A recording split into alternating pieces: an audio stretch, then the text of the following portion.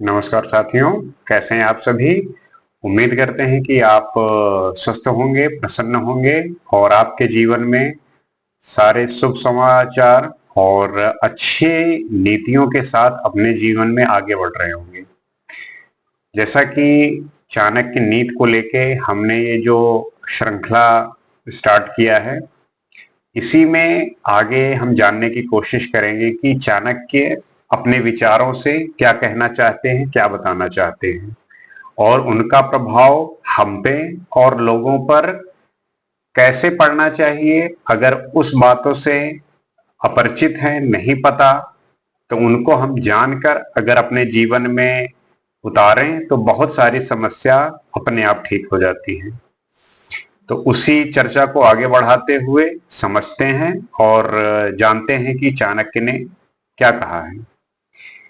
उसी में अगला श्लोक है, निर्धनम पुरुषम वेश्य प्रजाभगनम नृपम तजेत खगः वीत फलम वृक्षम भुक्त्वा च अभि आगता ग्रहम। अर्थात वेश्या निर्धन पुरुष को, प्रजा पराजित राजा को, पक्षी फलहीन वृक्षों को त्याग कर और अचानक आया हुआ अतिथि भोजन करने के बाद घर को त्याग कर चले जाते हैं।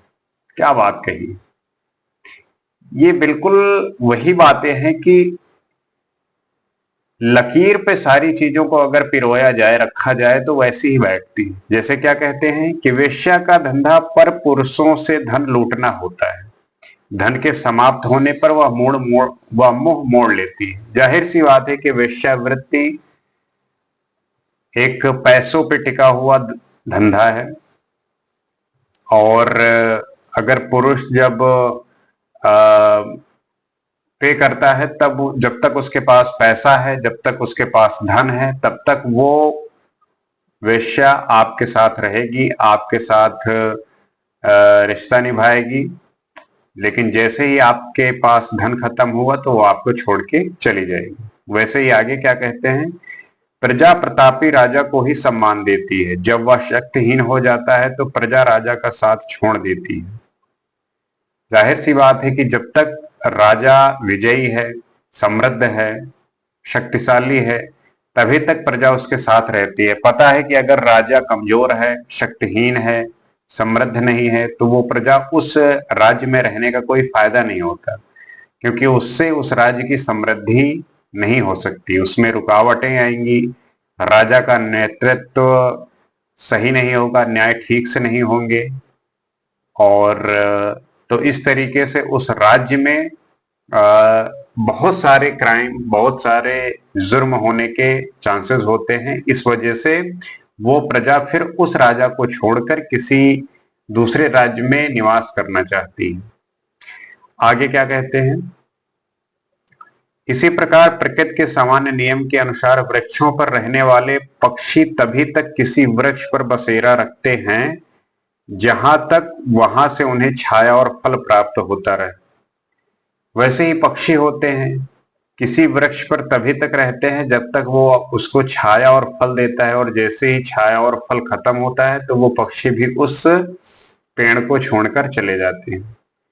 तो ये संसार ऐसा ही है कि अगर आप शक्तिशाली हो, अगर आपके पास शक्ति है, तब लोग आपके पास रहेंगे, आपके साथ जिएंगे, आपके साथ अच्छा रिश्ता निभाएंगे।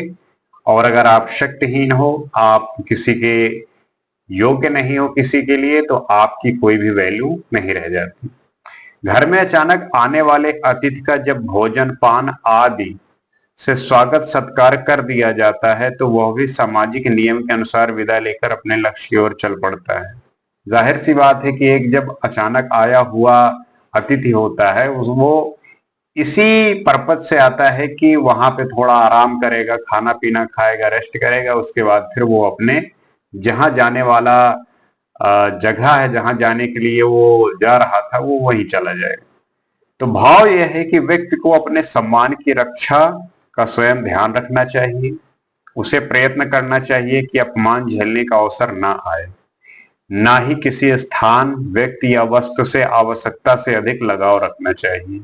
चाणक्य यही कहते हैं कि अगर अपमान नहीं झेलना, तो आपको अपने को समृद्ध बनाने के लिए अपने को योग्य बनाना चाहिए। और जब आप योग्य होंगे, आप समृद्ध होंगे, तब आपका अपमान नहीं होगा। आप जहां भी जाएंगे आपको सम्मान प्राप्त होगा। तो इनकी ऐसी ऐसी बातें हैं कि अगर आप अपने जीवन में इसको उतारेंगे तब आपको हर जगह रिस्पेक्ट मिलेगी। You will get respect, you will get honour, रिश्ते में, रिलेशनशिप में प्रेम मिलेगा, आदर पूर्वक सम्मान, तो सब कुछ आपके पास होगा। आगे पढ़ते हैं, आगे क्या कह रहे हैं। गृहीत्वा दक्षिणानाम विप्र अस्यत्यजन्ति यजमानकम प्राप्त विद्या गुरु शिष्य दग्ध अरण्यम मृग अस्थता। अर्थात ब्राह्मण लोग दक्षिणा प्राप्त करने के बाद यजमान का घर छोड़ देते हैं। विद्या प्राप्त करने के बाद शिष्य गुरु के आश्रम से विदा ले लेता है। वन में आग लग जाने पर वहां रहने वाले हिरण आदि पशु उस जंगल को छोड़कर किसी दूसरे जंगल की ओर चल देते हैं। यहां भी भाव वही है। क्या भाव है? भाव यह है कि यदि कोई व्यक्ति किसी विशेष कार्य के कारण किसी के पास जाता है तो वो अपना कार्य सिद्ध हो जाने पर वह स्थान छोड़ देना चाहिए।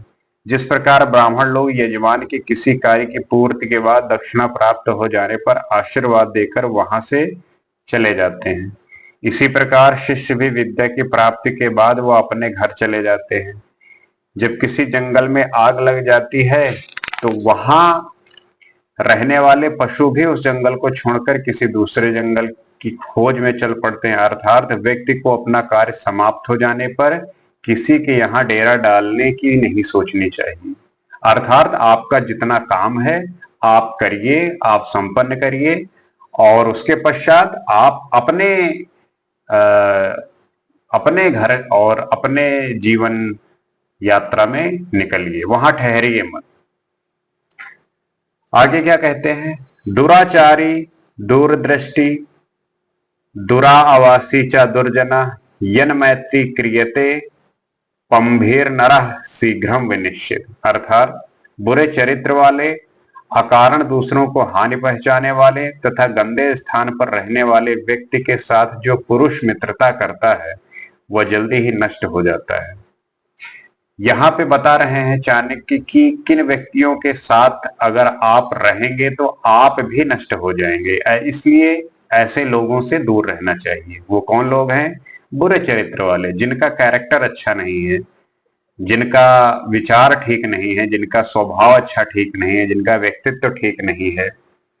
अकारण दूसरों को हानि पहुंचाने वाले, अकारण बिना किसी कारण के किसी न किसी वे में आपको कष्ट पहुंचाएंगे, और गंदे स्थान में रहने वाले, तो ऐसे लोगों से बच के रहना चाहिए, दूर रहना चाहिए। नहीं तो नहीं, अगर आप इनसे दूर नहीं रहोगे तो आप भी नष्ट हो जाओगे। सभी साधु संतों ऋषि मुनियों का कहना है कि दुर्जन का संग नरक में वास करने के समान होता है। इसलिए मनुष्य की भलाई इसी में है कि वह जितनी जल्दी हो सके दुष्ट व्यक्ति का साथ छोड़ दे। दुष्ट लोगों के साथ रहना बहुत खतरनाक होता है, इसलिए आप जितना जल्दी हो सके दुष्ट लोगों का साथ छोड़कर सज्जन लोगों का साथ करें, क्योंकि वही आपको सही मार्ग दिखाएंगे, सही रास्ता दिखाएंगे और तब आपको सही ज्ञान की प्राप्ति होगी। आगे क्या कहते हैं।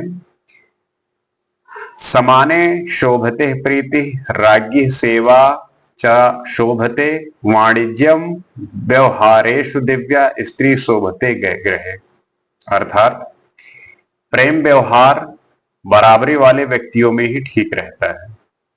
यदि नौकरी करनी ही हो तो राजा की नौकरी करनी चाहिए। कार्य अथवा व्यवसाय में सबसे अच्छा काम व्यापार करना है। इसी प्रकार उत्तम गुणों वाली स्त्री की शोभा घर में ही है। अब यहाँ पे कुछ बातों को ध्यान देने की जरूरत है कि कहते हैं कि प्रेम व्यवहार बराबरी वालों में करना चाहिए। सही बात है कि जब आप प्रेम अपने बराबरी वालों लोगों के साथ करते हैं तब आप में इस बात का भाव नहीं आएगा कि कोई छोटा है कोई बड़ा है। ये अक्सर होता है कि जब कोई छोटा और बड़े के बीच में प्रेम होता है तो इस बात को लेके हमेशा एक भाव बना रहता है, उसमें उस रिश्ते में एक ये खटास का एक माहौल बन सकता है कि कोई कितना बड़ा है कोई कितना छोटा है। तो इसलिए अगर आप प्रेम कर रहे हैं तो बराबरी में करिए, समान अपने लेवल पे करिए। और अगर नौकरी करनी है तो राजा की नौकरी करनी चाहिए, ऐसी नौकरी जिसमें आपको स्वतंत्रता मिले, आप में पावर हो, आप में शक्ति हो समाज की सेवा के लिए। कार्य अथवा व्यवसाय में सबसे अच्छा काम व्यापार है। वही मतलब कि अगर आपको जॉब करनी हो या बिजनेस करना हो तो आपको बिजनेस चुनना चाहिए, आपको अपना काम करना चाहिए, व्यापार करना चाहिए। इसीलिए आजकल बहुत सारे लोग एंटरप्रेन्योर बनने की कोशिश करते हैं, बिजनेस अपना खोलने की कोशिश करते हैं, अपना काम करने की कोशिश करते हैं, क्योंकि उसमें किसी प्रकार का बंधन नहीं है, आपके मन का काम है, आपके स्वयं का काम है। और इसी प्रकार उत्तम गुणों वाली स्त्री की शोभा घर में ही है। ये पहले की बात है, उस समय पे स्त्रियां बाहर काम करने नहीं जाती थी, कोई रोजगार नहीं होता था, परंतु आज के समय में ये इस बातें लागू नहीं होती। स्त्रियां बड़े बड़े काम, बहुत अच्छे काम सब कर रही हैं और अच्छा कर रही हैं। आगे और समझाने की कोशिश करते हैं कि अपनी बराबरी वाले व्यक्ति से प्रेम संबंध अथवा किसी प्रकार का व्यवहार रखने की बात का भावार्थ यह है कि दोनों को अपने आदर सम्मान और समाज में स्थिति का ध्यान रहेगा। इस प्रकार वह दोनों एक दूसरे को ध्यान रखेंगे तो उनमें मित्रता निभती रहेगी। इसी प्रकार यदि व्यक्ति को नौकरी अथवा किसी सेवा कार्य में जाना है तो उसे प्रयत्न करना चाहिए कि सरकारी सेवा प्राप्त हो, क्योंकि उसमें एक बार प्रवेश करने में अवकाश प्राप्त होने पर किसी विशेष प्रकार का झंझट नहीं रहता। उनका मतलब यही है कि नौकरी आपकी ऐसी होनी चाहिए कि निश्चिंतता हो और इतना बर्डन ना हो कि आपकी जिंदगी में शांति ना रह जाए। उस पर भी आचार्य कहते हैं कि यदि व्यक्ति अपना ही कोई व्यापार चाहे छोटा ही क्यों ना हो करे तो अति उत्तम। बिल्कुल सही बात है। घर के विषय में कहा गया है कि उसी घर की शोभा जहां उत्तम गुणों से युक्त महिला हो, सुंदर और रूप सी महिला का इधर उधर ना भटक कर घर में रहना ही अच्छा है। जैसा मैंने बोला कि ये पहले के समय में ये चीजें उपयुक्त थी, ठीक थी। ठीक क्या थी, उस समय भी ठीक नहीं थी, परंतु उस समय वैसा ही होता था, परंतु आज ये चीजें बदल चुकी हैं और आज के समय में स्त्रियां पुरुषों के साथ कंधा मिलाकर चल रही हैं और चलना भी चाहिए, तभी इस समाज का और देश का बहुत अच्छे तरीके से विकास हो सकता है, समृद्धि आ सकती है। और इन सब बातों को ध्यान रखते हुए, इन सब बातों को अपने जीवन में उतार कर और सभी को बताकर कि वो किस चीज को मिस कर रहे हैं, क्योंकि अगर उनको इन सब बातों से परिचय कराया जाए तो उनमें एक वो जागरूकता जगेगी जिसकी आवश्यकता है हमारे इस समाज को। तो मैं आपसे एक्सपेक्ट करूंगा कि आप भी इस कार्य में मदद करेंगे, क्योंकि हमारे और आपके साथ मिलकर कार्य करने से ही इस चीज में सहयोग होगा। ये सबका उद्देश्य होना चाहिए कि अपने तरीके से और अपने द्वारा किए गए कृत्य से किसी दूसरे का भला होना की हानि। आपके अंदर की जो ईर्ष्या है, द्वेष है, वो सब मिटाकर एक सहायता का जो भाव होना चाहिए, हेल्प करने की एक फिलॉसफी होनी चाहिए, वो हमें अपनानी चाहिए। इसी से संसार में एक शांति, सुकून और प्रेम का संचार होगा, जिसकी इस समय बहुत जरूरत है। और चाणक्य की कही हुई बातें बहुत सटीक है, अकाट्य है, तार्किक है। अगर उसको हम अप्लाई करेंगे, अपने जहन में रखेंगे, तो हमें जो है बहुत सारी जगहों पर, बहुत जगह इन सब बातों का फायदा होगा और सही रहेगी, आपके जीवन में मदद करेगी। आज के लिए फिलहाल इतना ही। आपसे फिर जल्द मुलाकात होगी। नमस्कार।